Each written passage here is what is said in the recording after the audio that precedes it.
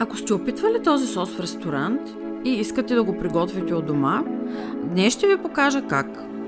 Лесна, бърза и вкусна, тази соево-чеснова майонеза е перфектна за картофки, месо, риба и салати. Приятно гледане!